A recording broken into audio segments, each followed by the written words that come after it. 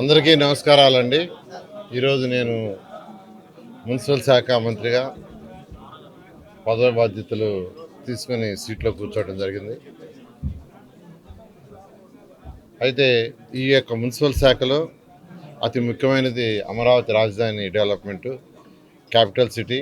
217 చదరపు కిలోమీటర్లతో ఆ రోజు ఇక్కడ క్యాపిటల్ సిటీని డిజైన్ చేయడం జరిగింది.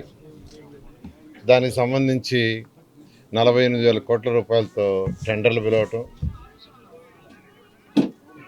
వర్క్ స్టార్ట్ చేయడం జరిగింది. దాదాపు 9,000 కోట్ల రూపాయలు పేమెంట్స్ కూడా అప్పుడు పే చేశాం. ఆ రోజు ముఖ్యమంత్రిగా ఉన్న నారా చంద్రబాబు నాయుడు గారు నాకు ఒకటే చెప్పారు, ప్రపంచంలో ఉన్న టాప్ 5 రాజధానిలో ఒకటి చేయాలని. ప్రపంచంలో ఉన్న టాప్ 5 రాజధానిలో ఒకటిగా ఉండాలి. ఒక డిజైన్లే కాదు, ఇక్కడ చేసే ప్రతి పని వల్ల ఆర్థికంగా రాష్ట్రం డెవలప్ కావాలి.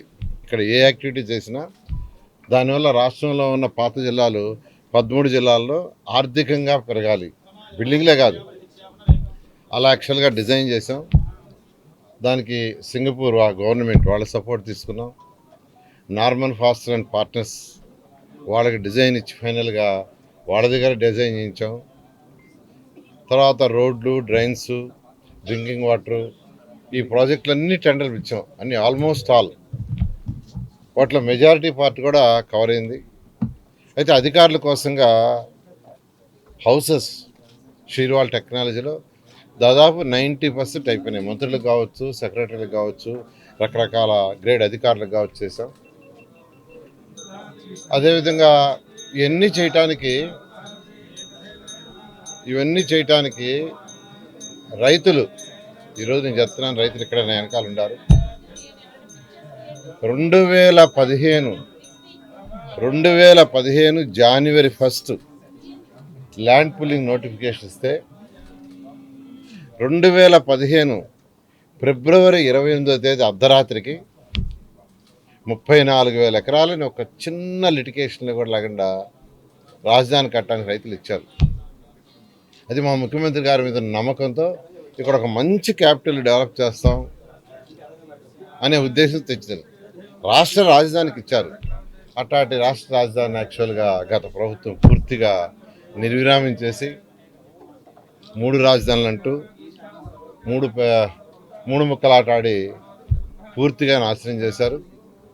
రైతులకు ఇవ్వాల్సిన కౌలు గీవులు కూడా సరిగా ఇవ్వక వాళ్ళని నానా ఇబ్బందులు పెట్టారు.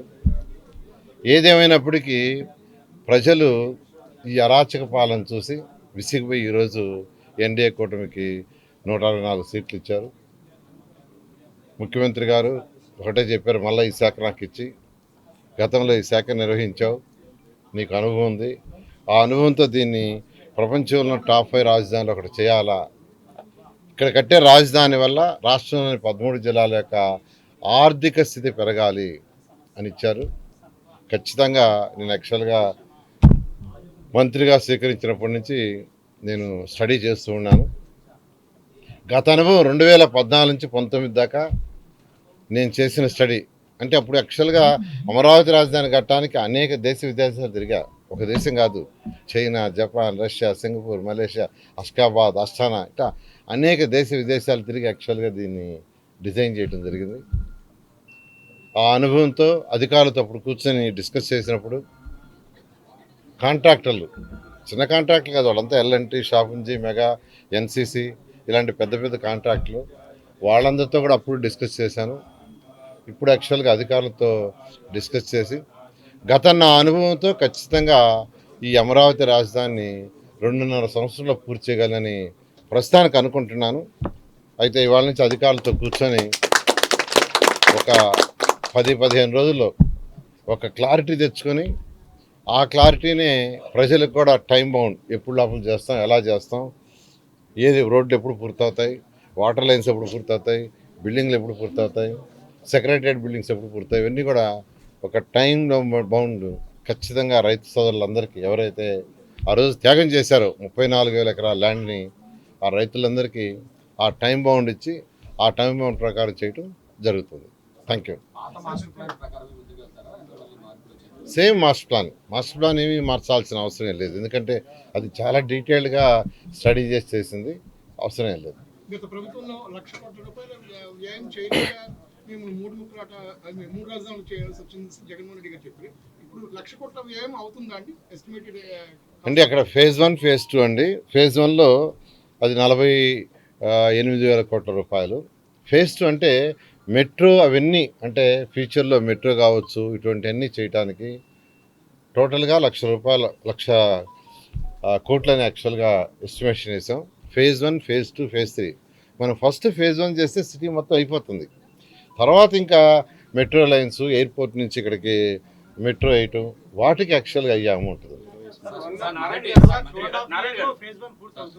2.5 yearsలో ఫేజ్ 1 అవుతుందని గతం నేను చేసిన వర్క్, నా అనుభవాన్ని బట్టి యాక్చువల్గా అసెస్మెంట్కి వచ్చాను. అయితే అధికారులతో కూర్చొని కన్ఫర్మ్ చేస్తాం.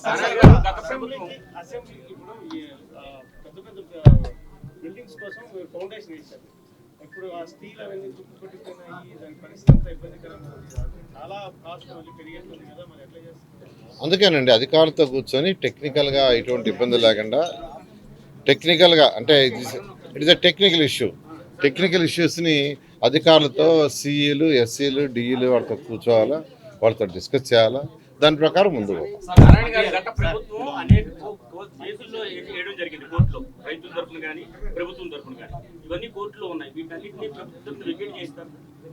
అంటే అన్నీ యాక్చువల్గా స్టడీ చేస్తామండి. లీగల్ డిపార్ట్మెంట్ ఉంది, లీగల్ డిపార్ట్మెంట్ ఆ కన్సర్న్ డిపార్ట్మెంట్స్ స్టడీ చేసి ఏం చేయాలో న్యాయం చేస్తాం, ఖచ్చితంగా న్యాయం చేస్తాం.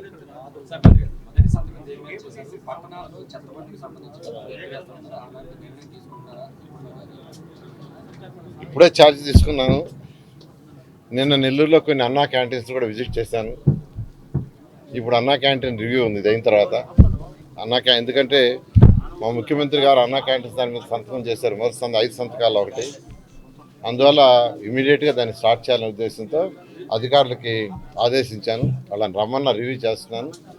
రివ్యూ చేసి డెసిషన్ తీసుకొని దాని మీద ముఖ్యమంత్రి గారికి మళ్ళీ ఒక మాట చెప్పి ఇమీడియట్గా దాని డేట్ ఫిక్స్ చేస్తాం. అందుకని ఇది కూడా అమరావతి క్యాపిటల్ సిటీకి సంబంధించి రోడ్లు అయినా, డ్రైన్స్ అయినా, బిల్డింగ్స్ అయినా, లేదు సెక్రటరియట్ 5 బిల్డింగులు 54 అంతస్తులు 50 అంతస్తుల బిల్డింగ్లు అయినా, అసెంబ్లీ బిల్డింగ్ అయినా, మళ్ళీ అధికారులతోనూ టెక్నికల్ పీపుల్తోనూ కూర్చొని ఎన్ని రోజుల్లో పూర్తవుద్దో ఒక టెంటేటివ్ ప్లాన్ చేసి దాన్ని మళ్ళా రైతులందరికీ, రాష్ట్ర ప్రజలందరికీ తెలియజేయడం జరిగి దాని ప్రకారం ముందు పోవడం జరుగుతుంది.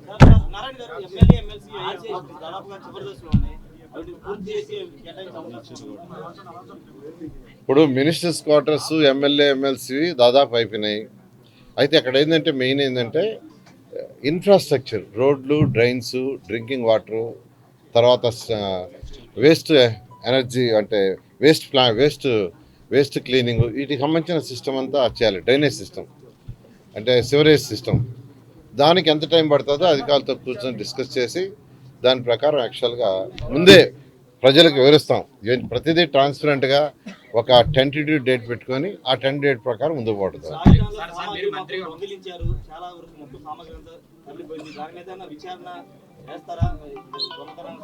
ఖచ్చితంగానండి. అంటే యాక్చువల్గా ఇప్పుడు రాజధానిలో రోడ్లు, డ్రైన్స్ చాలా వరకు కట్టారు, బిల్డింగ్స్ కట్టారు.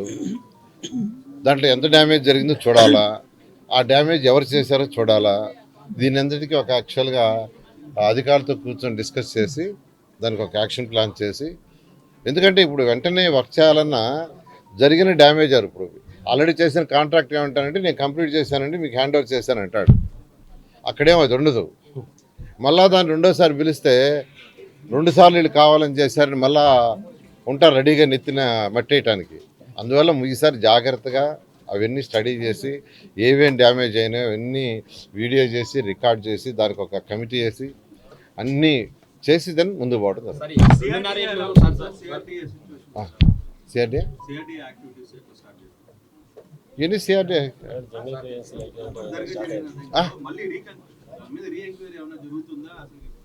అని స్టడీ చేస్తే వాళ్ళ ఛార్జ్ తీసుకుంటారు కదా, ఇవే టైం.